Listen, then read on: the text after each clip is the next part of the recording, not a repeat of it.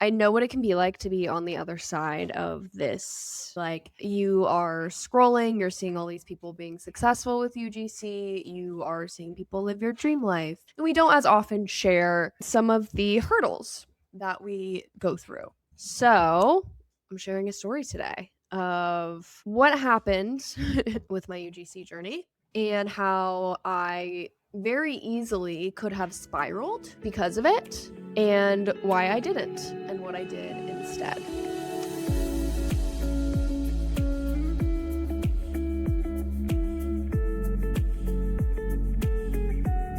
Today, we are going to get into a exercise that you're going to do. And this is something that, gosh, is so important and something you have to continuously do as a UGC creator. And before we get into the exercise, I got to tell you a story.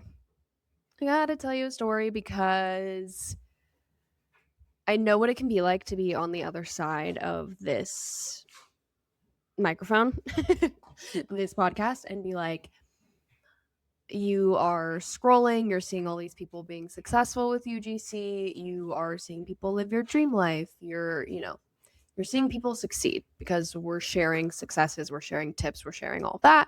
And we don't as often share some of the hurdles that we go through, or things of that nature, the things that we're struggling with personally, and yeah, just some of the realities of being a business owner, of being a creator.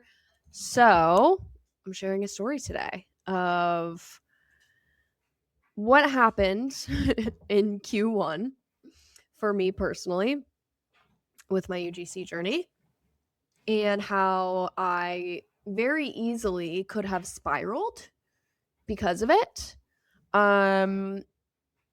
and why I didn't, and what I did instead. So let's go.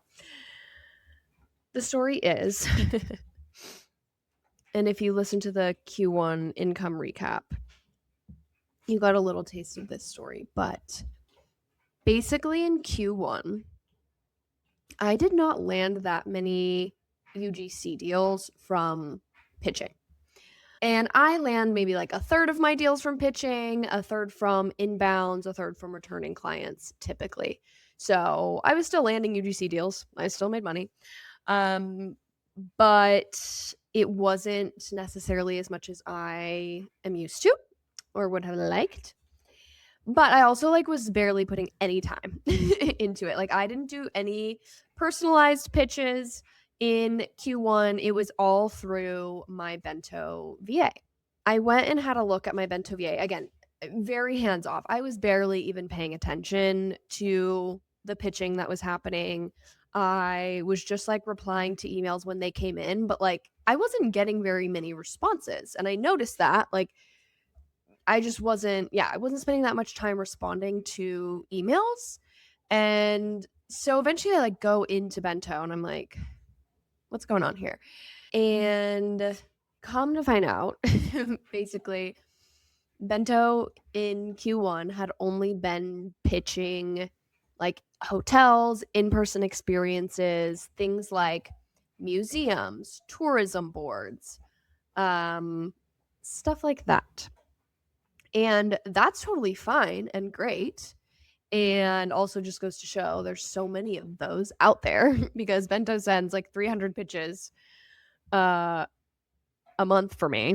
So I literally wasn't even paying attention, and they basically pitched 1,000 of these opportunities, which would be fine if my pitch was tailored to that. So what happened, I went into Bento, I saw that my response rate to my pitch emails, it was so low. I think it was 2%, which is insane. My typical response rate to cold pitches is 12%, 13%. So to see 2%, I was like, oh my God, what's going on? But my open rate was pretty much on par with what it usually is. So I was like, I don't think I'm going to spam because people are opening my emails at the same rate, but they're just not responding to them. So what's going on here? And that's when I looked into it and I realized they were just pitching in person, like hotels and experiences. And I was like, oh, oops. Because my pitch, the pitch that the VA was using, is tailored to brands. And if you read this pitch, if you got this pitch as a hotel or as a tourism board, as a museum, you would read this and be like, first of all, this is very clearly a mass pitch. Second of all, like it doesn't quite, the language doesn't quite make sense. Because in the pitch I'm talking about like your brand, your products. I'm giving UGC examples. I'm linking out examples to like product videos. I don't talk at all about any of my experience working with hotels and experiences. So my pitch was not at all tailored to be pitching these types of companies, and yet that pitch was going out to them. And first of all, I just want to say, like, it's fine. Like, it's literally not the end of the world. I definitely let it go on longer than it should have, again, just because I was not paying that much attention to it in Q1. And I was busy doing other things, and I had work from returning clients and inbounds. So I just was not like a huge concern at the time.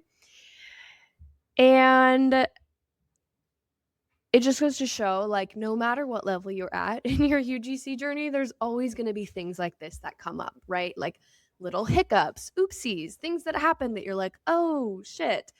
And one of the markers of a successful UGC creator and someone who can run a business like this is resilience and being able to move through situations like this without panicking, without creating these whole narratives about what it means about you as a creator or what it means about you as a business owner. And that's what I had to do in this situation. I had to be like, okay, oops, my bad. I should have paid closer attention to that. And I did not. Now I know. And I immediately, once I noticed it, I was like, okay, let's fix it. Went into Bento, changed the settings so they would no longer be pitching those types of companies. And I even emailed the customer service, was just like, hey, just want to let you know this is what happened. Can we remove that category from pitching for me? So we removed that. And again, I think younger creator me maybe would have spiraled about like, oh my God, I pitched all these places and I'm so embarrassed. I sent them a pitch that wasn't really relevant to them and how embarrassing and blah, blah, blah, my reputation, whatever. The moral of the story, I mean, not the moral of the story, but the reality here, I guess the reality is that these people don't give a fuck. And they're not even going to recognize my name if I pitch them again. It's so rare that they even really read the email all the way through. Like, it's just not that big of a deal. And I could repitch these hotels, I could repitch these experiences if I want to, and it would be totally fine. Like that, I think a lot of younger creators kind of stress about that, especially in the beginning. They're like, well, should I pitch these companies I want to work with in the beginning if like I want to kind of like save them up to work with them or pitch them when I have like a better portfolio or this or that, a better pitch? And I'm like, no, like you can pitch them now. And if they don't want to work with you or they don't respond or whatever, that's fine. Repitch them in 3 months, repitch them in 6 months. That's fine. Like, I think more newer creators need to realize that that is okay to do that. So anyway, I had that whole situation happen in Q1 and I was just like, dang.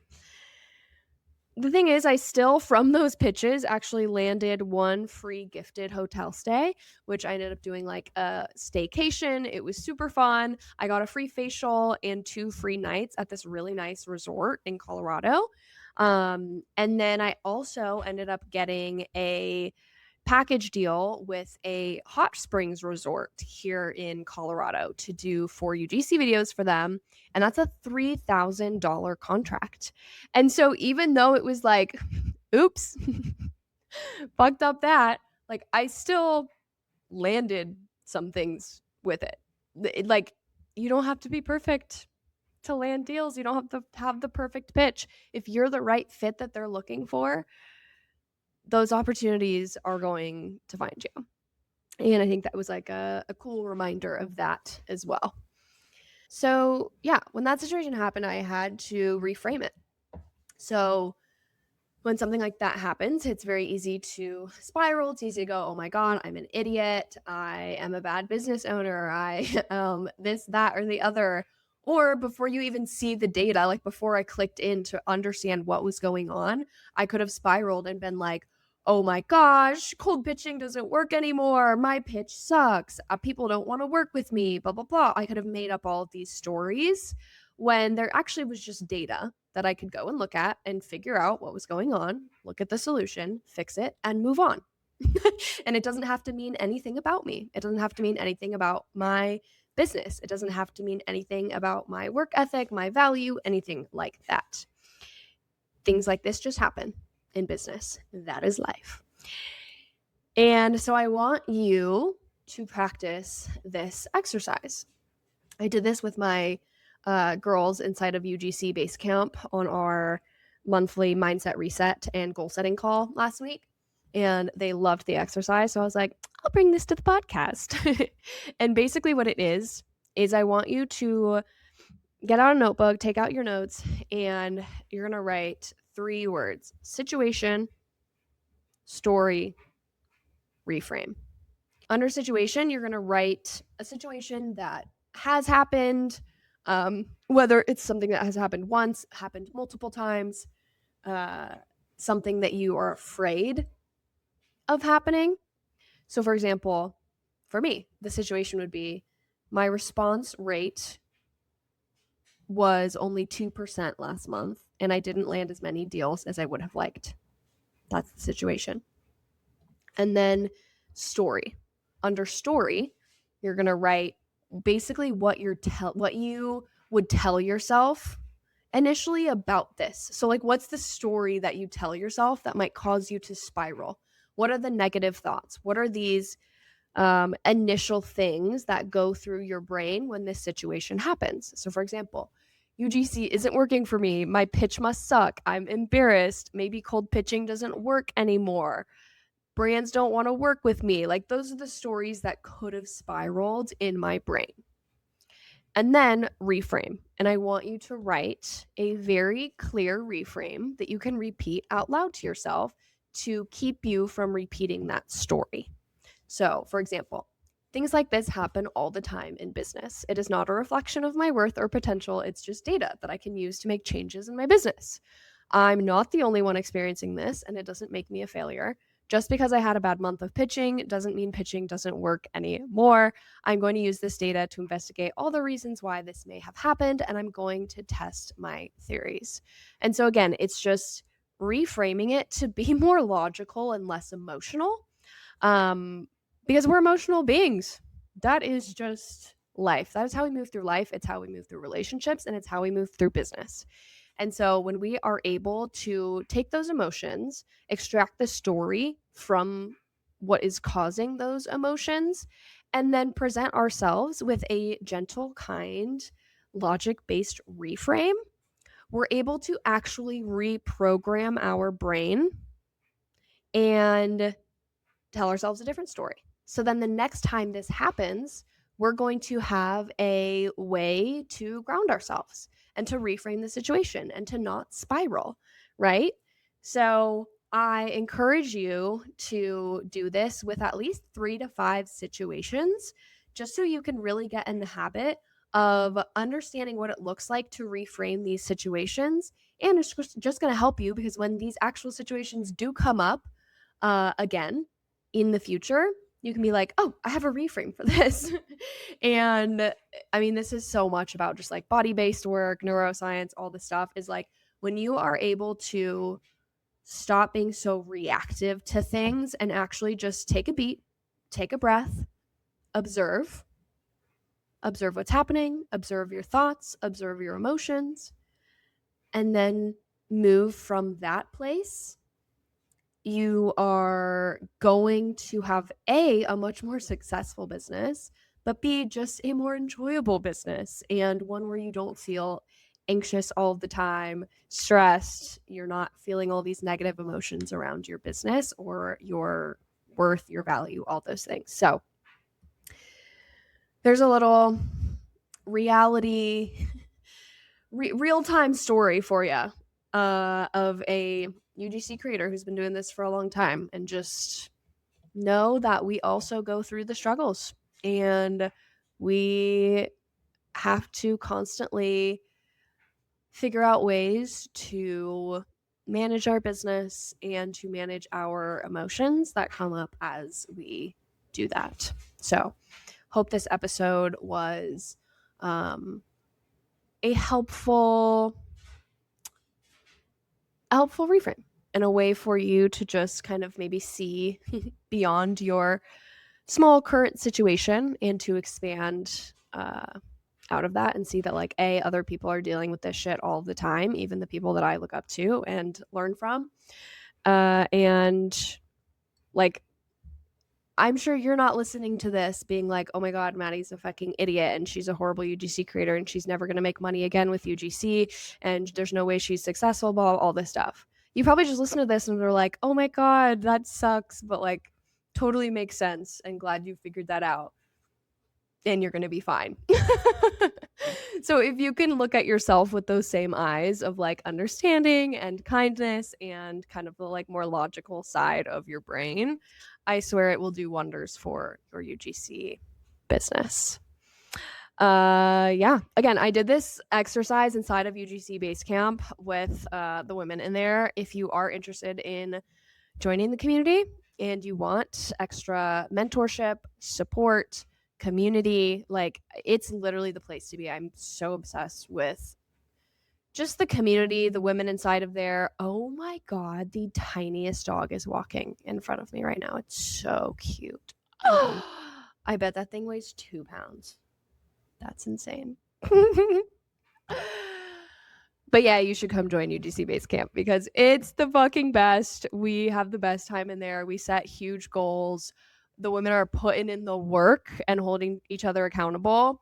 We do scaling workshops every month. We're doing our first in-person event soon. Stay tuned for details on that. But yeah, it's the place to be. There's info in the show notes for UGC Basecamp if you're interested in joining us. Hope you guys enjoy this episode, and I will see you in the next one. Happy Monday.